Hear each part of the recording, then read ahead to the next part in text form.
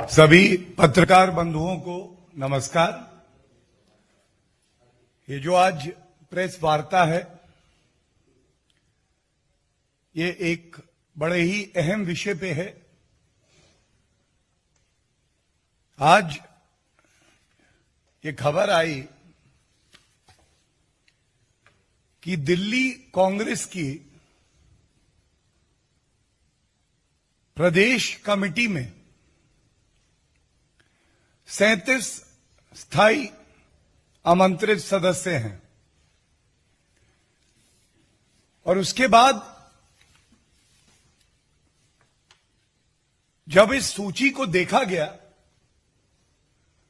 तो पूरे भारत में एक आक्रोश की भावना आई।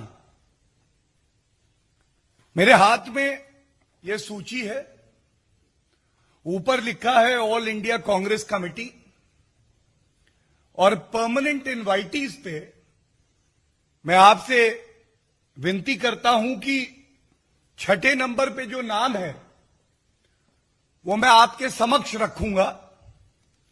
वो नाम है श्री जगदीश टाइटलर। जगदीश टाइटलर का नाम है और इसके साथ जो कवर लेटर है उस पे लिखा है, और ये मैं आप सबके समक्ष रख दूं। Press release, honourable Congress president has approved the proposal of the formation of the executive committee and appointment of office bearers of communication department and Dr. Cell। और फिर एक लाइन और है बाकी जो इन लोगों ने नियुक्त किए हैं पदाधिकारी। Committee of the Delhi Pradesh Congress committee as enclosed with immediate effect dated 28th of October 2021, signed by the General Secretary of the All India Congress Committee। ये जो नई कार्यकारिणी है, जो कमेटी बनाई है, ये राष्ट्रीय अध्यक्षा सोनिया गांधी जी के द्वारा बनाई गई है। सोनिया गांधी जी स्वीकृति देती हैं कि जगदीश टाइटलर जैसा व्यक्ति, जो कि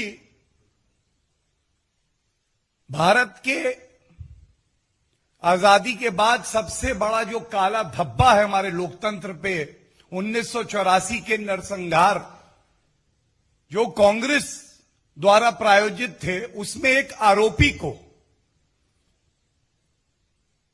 दिल्ली प्रदेश कांग्रेस समिति का स्थायी आमंत्रित सदस्य बनाती है। इसीलिए पूरे देश में आज एक आक्रोश की भावना है और सवाल पूछ रही है जनता। सोनिया गांधी जी, यह सत्य है, पहला तथ्य कि 84 के दंगे कराने वाला अगर कोई था तो वो कांग्रेस पार्टी थी, और कांग्रेस के वरिष्ठ नेता जैसे जगदीश टाइटलर जो आरोपी हैं और सज्जन कुमार जिनको सजा हो चुकी है दिल्ली उच्च न्यायालय से, ये लोग थे। आप जो पीड़ित परिवार हैं, हमारे सिख समाज से जो पीड़ित परिवार हैं, उनके जख्म नहीं भर पाए, आप उनका दर्द नहीं बांट पाए, उनको इंसाफ भी नहीं दिला पाए, लेकिन उनके जख्मों पर नमक छिड़कने का काम अगर किसी ने किया है तो वो गांधी परिवार और कांग्रेस पार्टी ने किया है। ये कहना गलत नहीं होगा, जिस कांग्रेस के हाथ को आगे बढ़कर अपनी गलती को स्वीकारना चाहिए था, जो संगीन अपराध में, इस नरसंहार में मुख्य आरोपी थे उनको पार्टी से तुरंत निष्कासित करना चाहिए था। पीड़ित परिवारों का दर्द बांटना चाहिए था। ये ना करते हुए ऐसा प्रतीत होता है कि पंजे ने अपने नाखून निकाले और जो जख्म भारतीय जनता पार्टी ने भरने का प्रयास किया उसको खुरेदने का अगर काम किसी ने किया है तो सोनिया गांधी जी ने किया है। कोई नहीं भूल सकता है किस तरह से स्वर्गीय राजीव गांधी जी ने कहा कि जब कोई बड़ा वृक्ष गिरता है तो धरती हिलती है। कुछ ही समय पहले की बात है, सैम पित्रोदा, जब इनसे सवाल किया गया 1984 के नरसंहार का, तो उन्होंने कहा हुआ तो हुआ।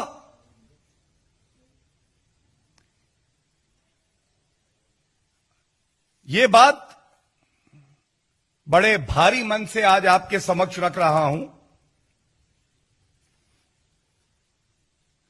कि आप इन आरोपियों को दंड नहीं दे पाए, लेकिन यह स्पष्ट हो गया है कि कांग्रेस पार्टी आज जो आरोपी हैं 1984 के नरसंहार में, उनको सम्मानित करने का काम कर रही है।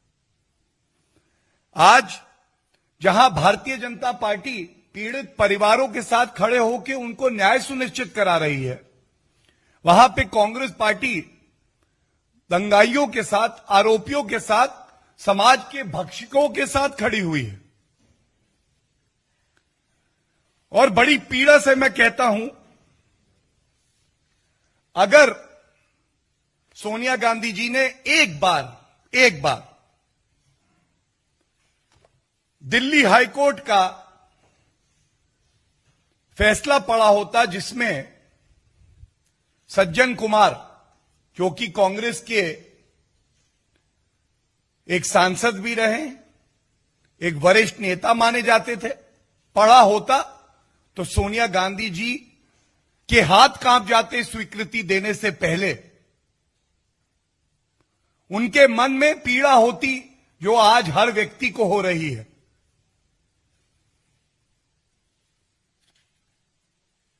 यह किस तरह की राजनीति है? हमने देखा कि राजनीतिक गिद्ध जो कि गांधी परिवार से हैं, एक दुखद घटना हुई लखीमपुर में, सरकार ने तुरंत कार्रवाई करी, आरोपियों की गिरफ्तारी हुई, राजनीतिक गिद्ध वहां पहुंच गए थे। अपनी राजनीतिक रोटियां सेकने में कभी कोई कमी गांधी परिवार ने नहीं करी, लेकिन आज राहुल गांधी जी और प्रियंका वाड्रा गांधी जी से यह सवाल पूरा देश पूछ रहा है। पंजाब के मुख्यमंत्री चन्नी जी से भी यह सवाल पूछा जा रहा है कि क्या जगदीश टाइटलर को यह बड़ा सम्मान देना, राजनीति की मुख्य धारा से जोड़े रखना, सोनिया गांधी जी द्वारा संरक्षण देना क्या उचित है? अभी तमाम मुकदमे भारतीय जनता पार्टी की सरकार के प्रयास से पुनः खोले गए और चल रहे हैं।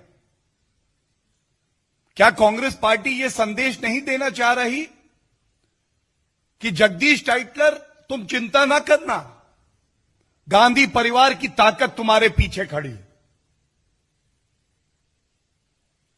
जो तमाम गवाह हैं वो बिना डरे अपना बयान देंगे क्योंकि भारतीय जनता पार्टी की सरकार है, लेकिन एक बड़े राजनीतिक दल की क्या कोई जिम्मेदारी नहीं है?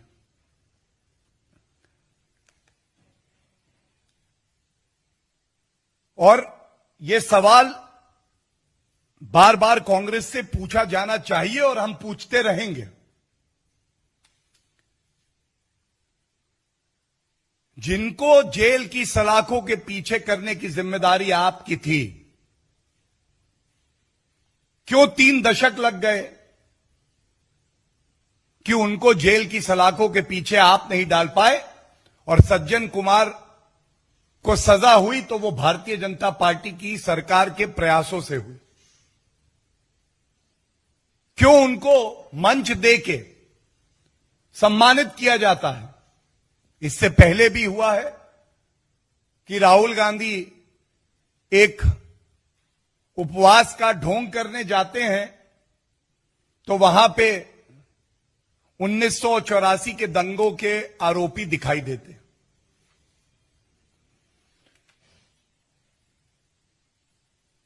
और अब जो मैं आपके समक्ष रख रहा हूं, ये सोनिया गांधी जी, राहुल गांधी जी, कांग्रेस पार्टी के वरिष्ठ नेताओं को जरूर पढ़ना चाहिए। ये वो जजमेंट है जो दिल्ली हाईकोर्ट ने 2018 दिसंबर में दिया। और जो अंश मैं इसके पढ़ूंगा, ये दर्शाएगा कि किस तरह से जहां इंसाफ मिलना चाहिए था, वहां पे कांग्रेस पार्टी खुद आरोपियों को बचा रही थी और पीड़ित परिवारों का दर्द समझने में पूरी तरह विफल रही। The judgement says, following the assassination of Shrimati Indira Gandhi on the morning of 31st of October 1984, a communal frenzy was unleashed 4 days between 1st and 4th November of that year, all over Delhi. 2,733 Sikhs were brutally murdered. 2,733. Their houses were destroyed. In the rest of the country, too, thousands of Sikhs were killed. And then it goes on to say, 6 accused, including Sajjan Kumar, a Congress leader who was a member of parliament at that time. He is mentioned in the judgment. And then it becomes very important to read this part of the judgment where Jagdish Titler's role has been discussed. It would not be out of place to mention that it was the commitment of the Bharatiya Janata Party to ensure that justice is delivered to these families of the victims. And Nanavati Commission was constituted, which gave a report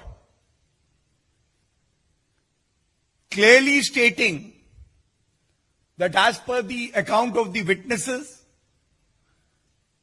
and he goes on to name Jagdish Titler, Sajjan Kumar.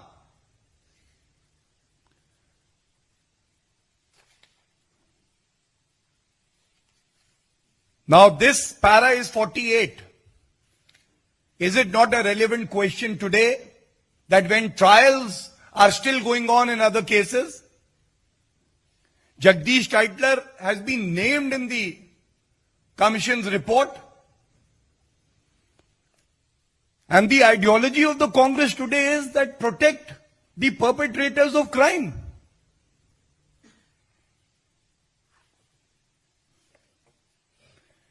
Para 89 I am reading, Jagdish Tytler का जिक्र कैसे आता है और यह बड़ा आवश्यक है। जब अधिवक्ता ने अपनी बात कोर्ट के समक्ष रखी तो उन्होंने यह उदाहरण दिया और देखे कि किस तरह से कांग्रेस का चरित्र यह रहा है कि वो संरक्षण दे रहे हैं इन लोगों को। Justice Nanavati commission recommended the registration of cases against accused one, which is Sajjan Kumar, and another leader of the Congress party, Jagdish Titler. The government of India at that time was the Congress party, informed Parliament that it had rejected said recommendation of the Justice Nanavati Commission. And then it goes on to say that the opposition stalled the proceedings for 3 days to ask for justice for the families of the victim, for the Sikh families. And it is only after this opposition's opposition for a just cause that the government had to take remedial steps.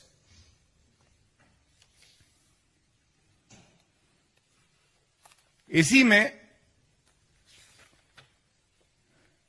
एक बात और बड़ी अहम आती है जो conclusion में है, और मैं पढ़ूंगा नहीं, बस आपके समक्ष रख दूंगा कि उसके मुख्य बिंदु क्या है। एफआईआर रजिस्टर नहीं हो रही थी, लॉ एंड ऑर्डर पूरी तरह से ध्वस्त हो गया था, free for all term use किया है, कोई भी आए सिख समाज के व्यक्ति को मारे उसको राजनीतिक संरक्षण मिलेगा, और उसके बाद उनकी दुकानें लूटी जाएंगी, मां और बेटियों के साथ गलत व्यवहार किया जाएगा। यह बिल्कुल साफ लिखा है और इस लाइन में सब कुछ आ जाता है। The criminals responsible for the mass crimes have enjoyed political patronage and manage to evade prosecution and punishment. ये सभी तथ्य रखने के बाद मैं इतना जरूर कहूंगा कि भारतीय जनता पार्टी ने, जैसा मैंने पहले कहा कि नानावती कमीशन बनाया जिससे कि सत्य सामने आए। जब देश के यशस्वी प्रधानमंत्री जी ने देखा कि इंसाफ सिख परिवारों को मिलना जरूरी है हमारे लोकतंत्र में, तो उन्होंने भी सुनिश्चित किया कि एक कमेटी बने। उस कमेटी की रिपोर्ट आई और सर्वोच्च न्यायालय ने, अगर सही याद है, जनवरी 2018 में एक कमेटी का गठन किया कि ये जो फर्जी तरीके से तमाम मुकदमों को बंद कर दिया गया है, इनमें पुनः जांच हो। और उसी का नतीजा है कि 17 दिसंबर 2018 को सज्जन कुमार जो सांसद रहे हैं उनको आजीवन कारावास की सजा हुई। जगदीश टाइटलर को मंत्री बनाया कांग्रेस पार्टी ने, और आज तक ऐसा लगता है कि कांग्रेस पार्टी का जो पूरा ढांचा है, अध्यक्षा है, गांधी परिवार है, इनमें होड़ लगी हुई है कि किस तरह से आरोपी व्यक्तियों को बचाया जाए और सच बाहर ना आए। भारतीय जनता पार्टी प्रतिबद्ध है, कटिबद्ध है कि जब तक इन सभी सिख परिवारों को एक एक मामले में इंसाफ नहीं मिल जाता है, हम लोग ये मुहिम जारी रखेंगे और सभी परिवारों को इंसाफ दिला के ये सिद्ध करना है कि विपक्ष में कांग्रेस पार्टी चाहे जितनी ताकत क्यों ना लगा दे, लेकिन वो किसी भी परिवार को इंसाफ मिलने से रोक नहीं पाएगी। धन्यवाद। कोई प्रश्न हो?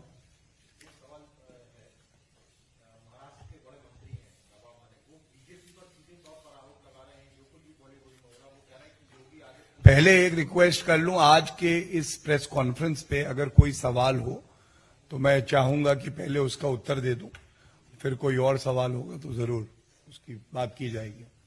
कोई सवाल इस विषय पे अगर किसी का हो?